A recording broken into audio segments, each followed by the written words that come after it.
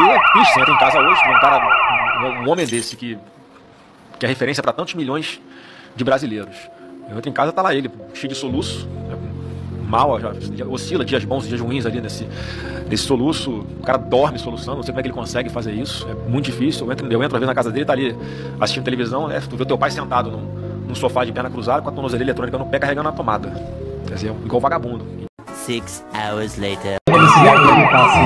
Muito abatido. Mas ele teria saúde para enfrentar uma nova campanha? Sim, lógico. Tenho. Quer dizer, tinha. Ah, sim, se ele tivesse livre, ele sarava na hora.